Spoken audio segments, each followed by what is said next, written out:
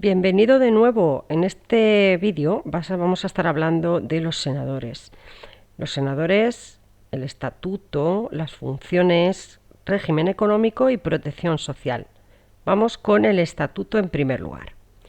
Los senadores deben prestar juramento o promesa de acatamiento de la Constitución.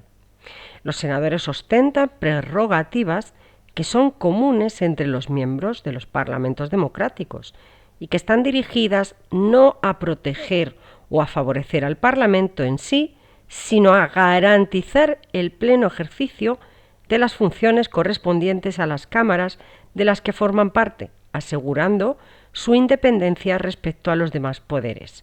En primer lugar, gozan de inviolabilidad, que supone irresponsabilidad por sus manifestaciones escritas y orales en el ejercicio de su cargo, lo que en otro caso podría haber generado algún tipo de responsabilidad por injurias, calumnias, atentado al honor, etc. Aquí resulta excluido.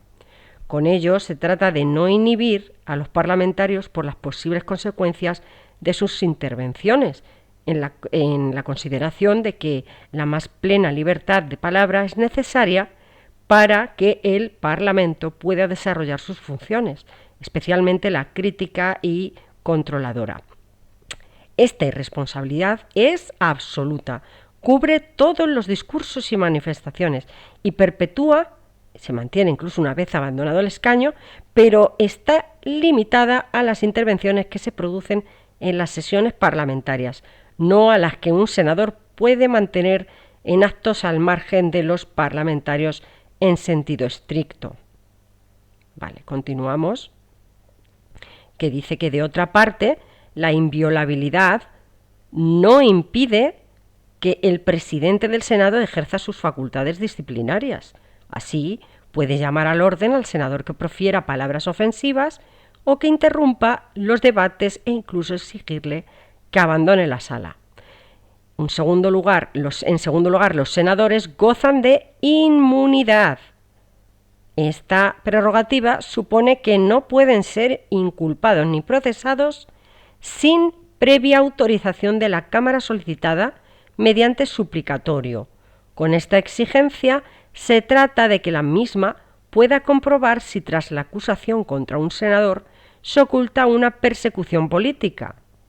La intervención del Senado no es, pues, para juzgar sobre la cuestión de fondo, la supuesta comisión de un delito, sino para comprobar que no obedece a motivos torticeros, alejados de la pura administración de justicia. A tal efecto se sigue un procedimiento con participación del afectado y que termina con la correspondiente decisión mediante votación secreta. Esta prerrogativa no se aplica cuando se trata de un delito flagrante, pues por su propia naturaleza queda excluida cualquier duda sobre el origen de la acusación. Además, los senadores tienen un fuero especial, pues solo pueden ser imputados y juzgados por la Sala de lo Penal del Tribunal Supremo. Los senadores deben respetar las incompatibilidades establecidas en la legislación electoral y a tal efecto, al tomar posesión, deben formular una declaración con sus datos que después es conocida e informada por la Comisión de Incompatibilidades. En caso de apreciarse alguna incompatibilidad, el afectado debe optar entre su escaño y la condición opuesta que determina la incompatibilidad. Asimismo, están obligados a comunicar cualquier alteración que se produzca en su situación durante la legislatura. Al mismo tiempo, deben hacer declaración de otras actividades que les proporcionen o puedan proporcionar ingresos económicos, así como de sus bienes patrimoniales. Estas declaraciones se inscriben en un registro de intereses que tiene carácter público. Aquí también dan un enlace para más información. Vale, vamos ahora a ver las funciones. Vamos a ver qué funciones tiene. En el capítulo de las funciones debe destacarse la importante participación que desarrollan los senadores en las actividades de la Cámara. Así, pueden presentar enmiendas y propuestas de veto a los proyectos y proposiciones de ley que se tramiten. Lo mismo ocurre con el proyecto de ley de presupuestos generales del Estado. dejando a salvo la observancia de las limitaciones constitucionales sobre las enmiendas que impliquen aumento de crédito o disminución de ingresos. También pueden formular proposiciones de ley juntamente con otros 24 senadores o a través de su grupo parlamentario.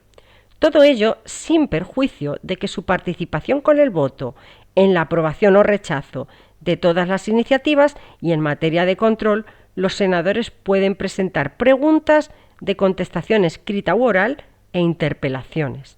10 senadores o un grupo parlamentario pueden presentar una moción para que el Senado se pronuncie sobre un texto de carácter no legislativo.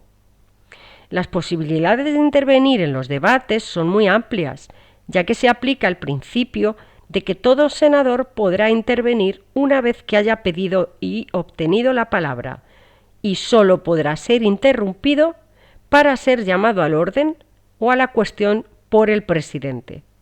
Son numerosos los preceptos del reglamento del Senado que regulan los turnos de intervención y las incidencias de los debates, correspondiendo al presidente mantener el orden de las discusiones, dirigir los debates y aplicar, en su caso, las medidas relativas a la disciplina parlamentaria, como son las llamadas al orden y las llamadas a la cuestión. Los acuerdos del Senado se adoptan a través de votaciones en las que participan los senadores cuyo voto es personal e indelegable. Para adoptar acuerdos, la Cámara debe estar reunida reglamentariamente y con la asistencia de la mayoría de sus miembros. Vamos a ver cómo podrán ser las votaciones. Las votaciones podrán ser por asentimiento a propuesta del presidente, ordinaria, que en la sesión plenaria se verifica mediante procedimiento electrónico, o nominal, que puede ser pública o secreta, y la secreta, a su vez, por papeletas o por bolas blancas y negras. Las reglas para dirimir los empates se encuentran recogidas en el artículo 100 del reglamento del Senado. Vamos ahora a ver el régimen económico y protección social. El régimen económico y de protección social de los senadores puede resumirse en la siguiente forma. Los senadores perciben la asignación constitucional igual para todos. Un complemento por cargo que es variable en función del mismo, si es presidente, vicepresidente, secretario, portavoz, etc.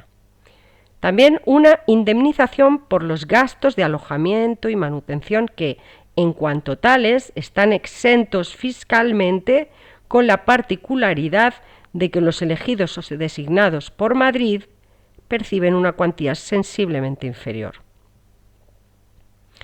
Abono de los gastos de transporte en cualquier medio público, tren, avión, automóvil o barco, que se sustituye por un kilometraje en caso de utilización de vehículo propio. Abono de las cotizaciones de seguros sociales obligatorios y, finalmente, las prestaciones recogidas en el reglamento de pensiones parlamentarias y otras prestaciones económicas a favor de los exparlamentarios. Bien. Seguimos ahora viendo, en esta ocasión, los partidos políticos y grupos parlamentarios en el Senado. Dice, el perfil político del Senado varía en función de los resultados electorales y de las designaciones que efectúen los parlamentarios autonómicos, cuya configuración depende de las respectivas elecciones autonómicas. Los senadores se asocian en grupos parlamentarios según sus preferencias políticas. Normalmente esta agrupación viene determinada por la común pertenencia a un partido político, si bien hay grupos que se componen de senadores de 2 o más partidos políticos. Cada grupo parlamentario estará compuesto al menos de 10 senadores. Ningún senador podrá formar parte de más de un grupo parlamentario. En el plazo de 5 días hábiles, contados desde la constitución del Senado, los senadores que resuelvan constituirse en grupo parlamentario entregarán en la presidencia de la Cámara la relación nominal de quienes lo integran. Dicha relación deberá estar suscrita por todos los componentes del grupo y habrá de indicar la denominación de éste y el nombre del senador que actuará como portavoz del mismo, así como los de quienes eventualmente hayan de sustituirle. Se publicará la relación de los componentes de cada grupo parlamentario. Deberán adoptar una denominación que sea conforme con la que sus miembros concurrieron a las elecciones. Continuamos diciendo que podrán incorporarse a los diversos grupos parlamentarios creados los senadores que expresen su voluntad de hacerlo, así mediante escrito dirigido a la presidencia de la Cámara. Este escrito deberá llevar el visto bueno del portavoz del grupo correspondiente. Los senadores que no se hubiesen incorporado a ningún grupo parlamentario pasarán a integrar el grupo mixto. El grupo mixto incluye a los senadores de aquellos partidos o coaliciones que no alcanzan el número mínimo para constituir grupo propio y, por tanto, tiene una composición política heterogénea. Los senadores que por cualquier causa dejen de pertenecer a un grupo parlamentario de denominación específica, así como los que no se hubieran incorporado a un grupo parlamentario, quedarán automáticamente incorporados al grupo mixto, salvo que en el plazo de 3 días se adscribieran a otros grupos ya constituidos. El portavoz del grupo mixto o el de cualquiera de estos últimos dará cuenta de las incorporaciones que se produzcan al presidente de la Cámara. Los distintos grupos parlamentarios constituidos en el Senado gozarán de total autonomía en cuanto a su organización interna. El Senado facilitará a los grupos parlamentarios una subvención cuya cuantía se fijará en función del número de sus componentes y, además, un complemento fijo igual para todos.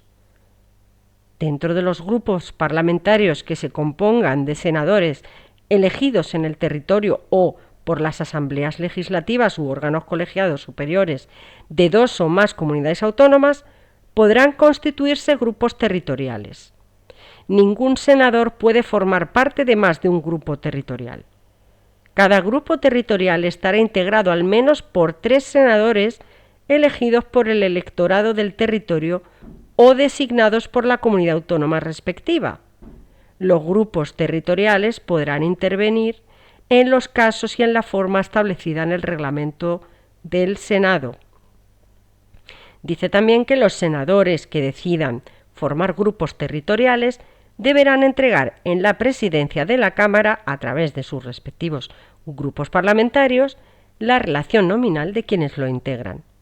Dicha relación deberá estar suscrita por todos sus componentes y por el portavoz del grupo parlamentario al que estén adscritos e indicará la denominación del grupo con referencia expresa al territorio y al partido, federación, coalición o agrupación al que pertenezcan sus componentes y el nombre de su representante, así como el de quienes eventualmente hayan de sustituirle. Bien, hasta aquí esta cuarta parte de este vídeo, o esta serie de vídeos de las Cortes Generales. Un saludo y hasta el próximo.